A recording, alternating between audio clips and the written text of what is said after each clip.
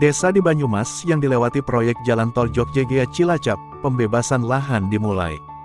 Tribunmatraman.com mengabarkan, pemerintah saat ini sedang melanjutkan proses pembangunan Jalan Tol Jogja-Cilacap. Rencananya, proyek Jalan Tol Jogja-Cilacap ini rencananya akan membentang sepanjang 121,75 km.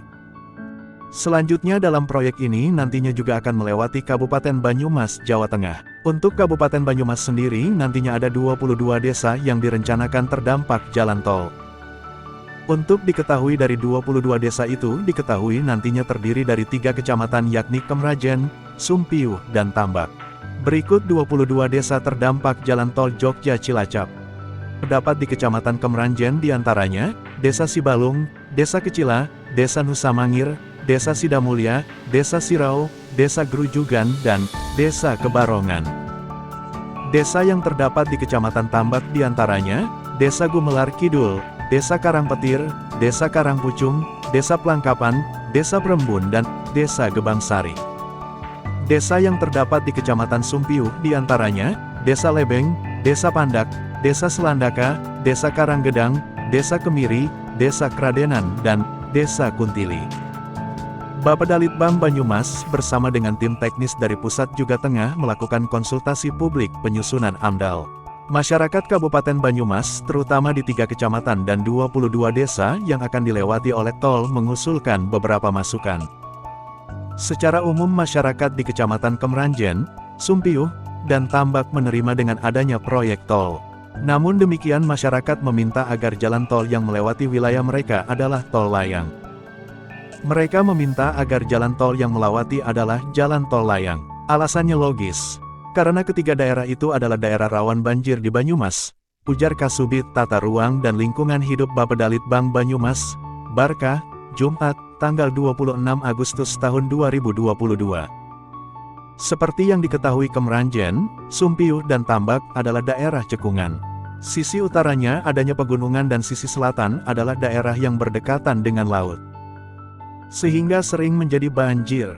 Suara masyarakat yang paling keras adalah minta tol layang dan menjadi masukan supaya lebih antisipasi dan selalu melibatkan masyarakat, katanya. Selain itu masyarakat juga mengharapkan agar ganti untung dapat dibayarkan secara langsung dan jangan dicicil.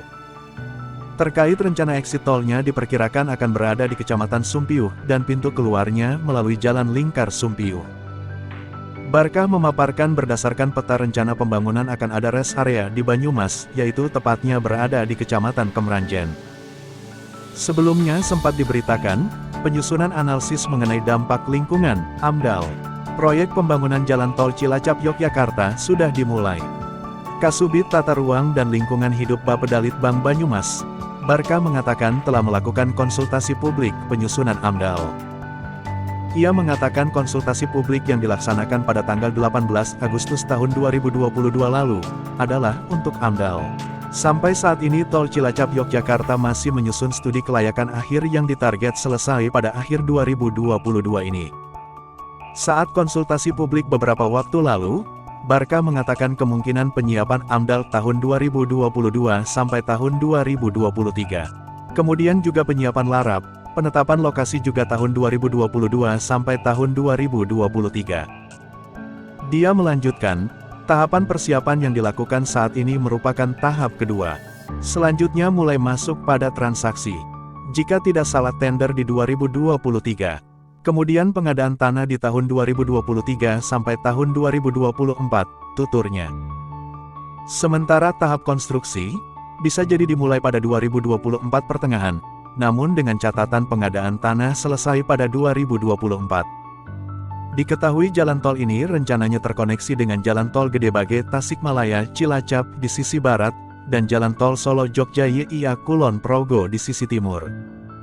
Kehadiran tol ini sepanjang 121,75 km akan menghubungkan 3 provinsi sekaligus yakni Provinsi Jawa Barat, Jawa Tengah dan Yogyakarta.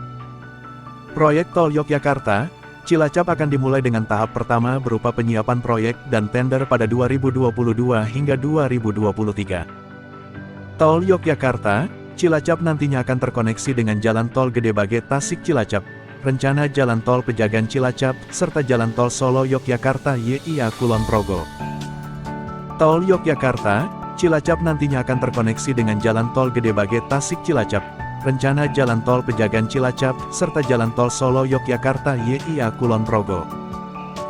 Dimulai pada 2022, berikut tahapan proyek Jalan Tol Yogyakarta, Cilacap, menurut data dari Kementerian Pekerjaan Umum dan Perumahan Rakyat, PUPR.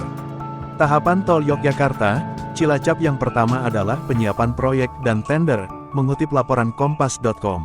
Proses penyiapan proyek dan tender Tol Yogyakarta, Cilacap akan berlangsung mulai tahun 2022 hingga 2023. Pada tahap kedua, berikutnya adalah financial close dan pembebasan lahan. Tahapan financial close dan pembebasan lahan untuk proyek Tol Yogyakarta, Cilacap diharapkan dapat selesai dalam kurun waktu tahun-tahun 2023 sampai tahun 2024.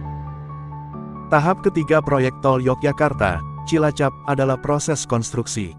Proses konstruksi bisa segera dimulai secara bertahap mulai tahun 2024 hingga 2029. Targetnya, sesuai dalam perencanaan, pada tahun 2026 proses konstruksi beberapa ruas jalan sudah rampung sehingga bisa dioperasikan secara bertahap hingga tahun 2034.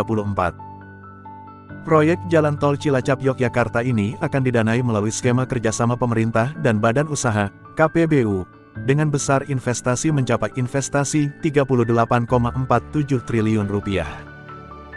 Di antara total dana tersebut, biaya yang akan dialokasikan untuk pengadaan porsi pemerintah adalah Rp2,37 triliun.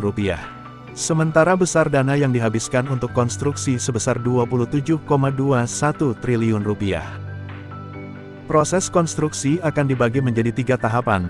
Tahap pertama berlangsung mulai dari kuartal 3, Q3, 2024 hingga kuartal 2, Q2, 2026. Tahap konstruksi kedua akan berlangsung pada Q3 2026 hingga Q2 2028. Tahap konstruksi ketiga direncanakan terjadi pada Q3 2027 hingga Q2 2029. Jalan Tol Cilacap Yogyakarta akan terkoneksi dengan Jalan Tol Gedebage Tasik Cilacap, rencana Jalan Tol Pejagan Cilacap, serta dengan Jalan Tol Solo Yogyakarta YIA Kulon Progo. Demikianlah informasi yang bisa kami sampaikan, semoga bermanfaat. Terima kasih sudah menonton.